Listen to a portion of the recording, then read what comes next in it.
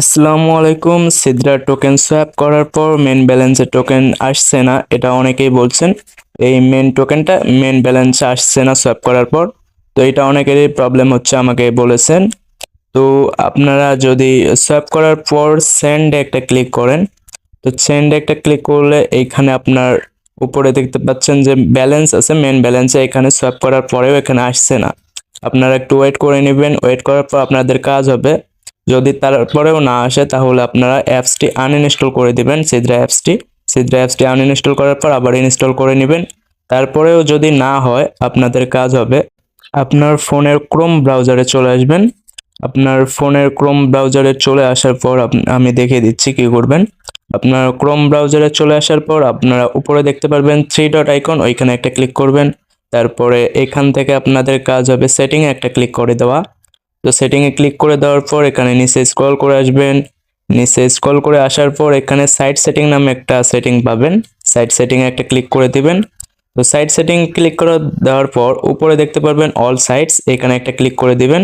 তো তারপর এখানে আপনাদের কাজ হবে ডিলেট ব্রাউজিং ডাটা, এখানে একটা ক্লিক করে দেওয়া।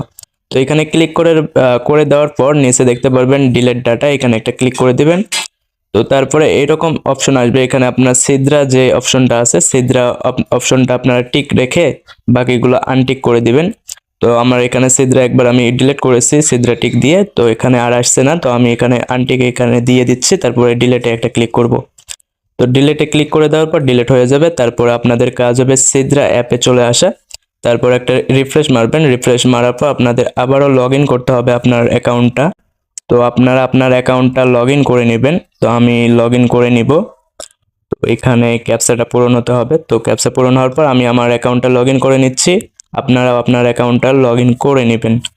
তো লগ ইন করে নেওয়ার পর আপনারা এখানে রিফ্রেশ মারবেন, একবার রিফ্রেশ মারবেন বা দুইবার রিফ্রেশ মারবেন। তারপরে দেখতে পারবেন যে সেই ব্যালেন্সটা কিন্তু আপনার মেন ব্যালেন্সে, আপনার সোয়াপ করা টোকেনটা মেন ব্যালেন্সে যোগ হয়ে যাবে। তো তারপর সেই ব্যালেন্সটা আপনারা সেন্ডে ক্লিক করে আপনারা সেল দিতে পারবেন। তো তারপরে এরপরেও যদি কারো সমস্যা হয়, বুঝতে সমস্যা হয় বা টোকেন তারপরেও যোগ না হয় মেন ব্যালেন্সে, অবশ্যই কমেন্ট বক্সে জানাবেন, আমি আরেকটি ভিডিও দেওয়ার চেষ্টা করব। তো আমাদের টেলিগ্রাম চ্যানেলে যারা এখন পর্যন্ত জয়েন করেন নাই অবশ্যই জয়েন করবেন, জয়েন লিঙ্ক থাকবে ডিসক্রিপশন বক্সে। ওখানে ছোট বড় সকল গুরুত্বপূর্ণ আপডেট পেয়ে যাবেন।